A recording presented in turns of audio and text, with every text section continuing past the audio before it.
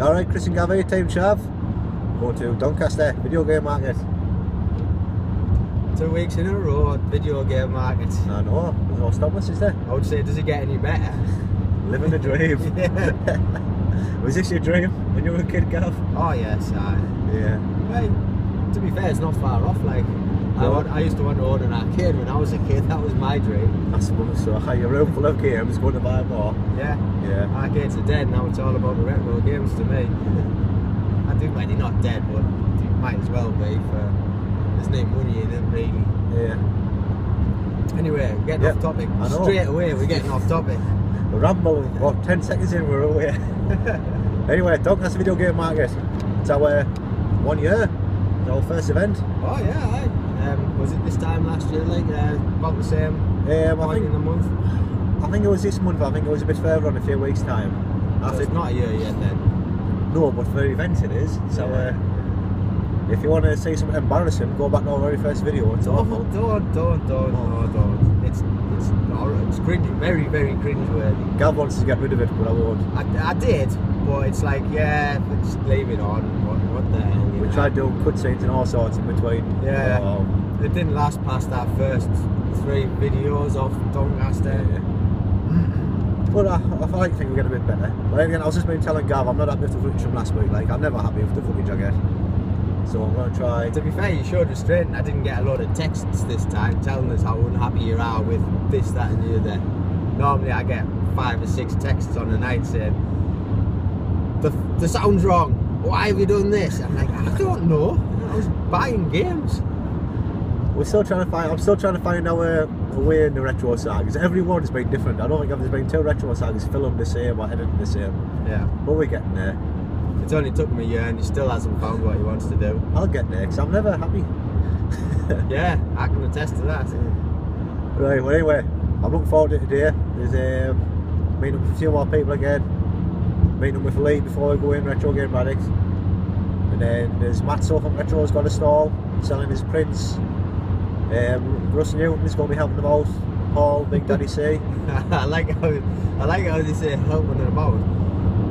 They were on the messenger last night saying how they just go and leave them straight away before they've even got in. Like, yeah. I think, oh no, it was Lee, sorry. It was Lee saying, I think I'll have a walk round and then go to the bar for the rest of the day. I just thought, yeah, that's where Paul and Gus is going to be as well. Well, it happened in the last one, didn't it? I think Matt just got left on his own. Yeah. Russ was at the bar. To be fair, he was pretty drunk and all, like, wasn't he? Oh, yeah, he had 2 full pints, man. Yeah, no full ones and all. Yeah, he didn't spill none, and so that was like 2 full pints he had. Yeah. Yeah, to buy them himself because Lee doesn't go in rounds. Yeah. He does, but he doesn't pay for the round. Yeah. Lee kind of goes around with everyone else, then his own little round. Then he goes back with everyone else. You know what I mean? When it's his turn, he goes like to the bar and gets his own. No, he just goes to the toilet, so Russ has to get the next one. That was his trick. It was funny because every time like they subbed up, Lee would go out and then Russ would turn around and say, where's he gone? It's his turn. Funny as out, like.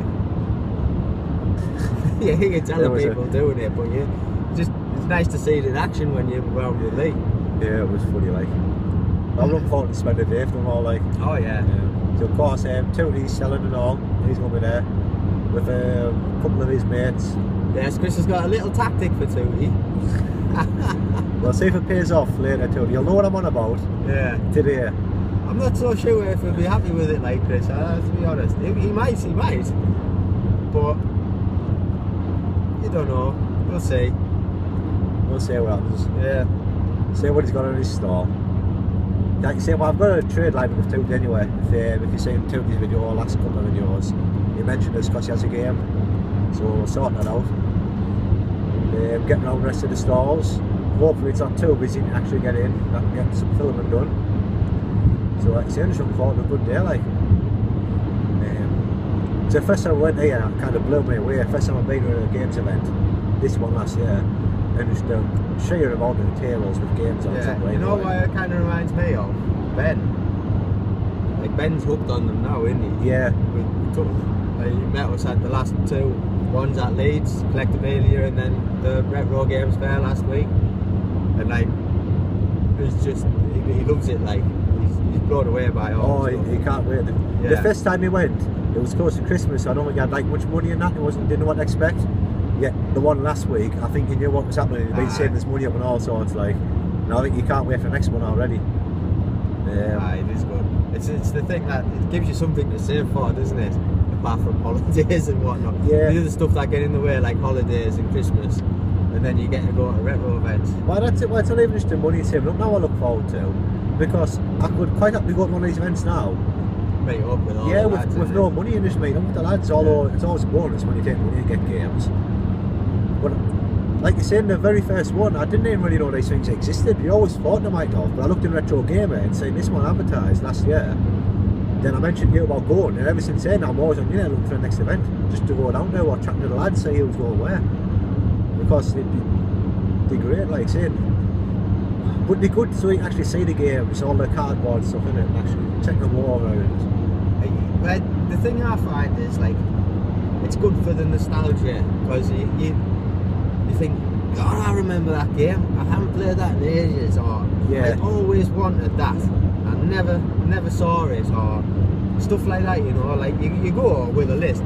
I want to get this, and this.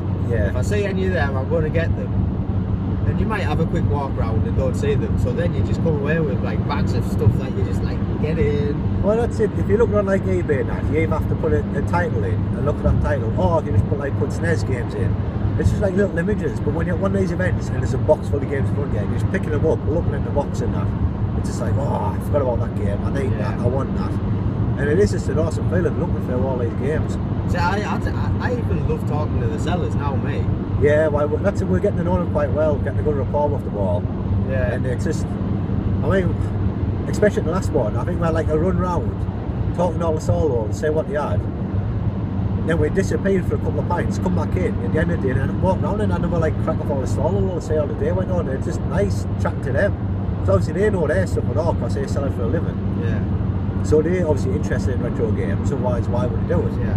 Well, we had a good few chats about like what it's like to sell at them things and stuff. I mean, I'm not planning on selling because I don't have many doubles unless you count like pretty much standard PS2 games. Yeah. That's about the limit of all my doubles when I've been, well, they're all in the attic anyway, but when I used to buy in bulk to get like 3 or 4 games I wanted, I would buy 50 in a big box off eBay or something like that, you know.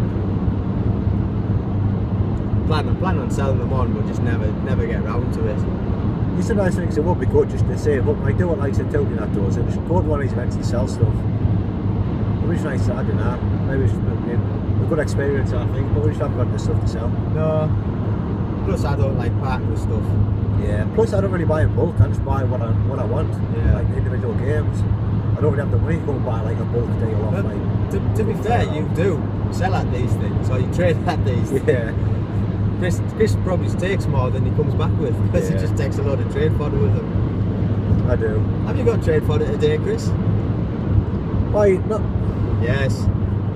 Yeah, well, yes. I've got something lined up for a trade with Tootie.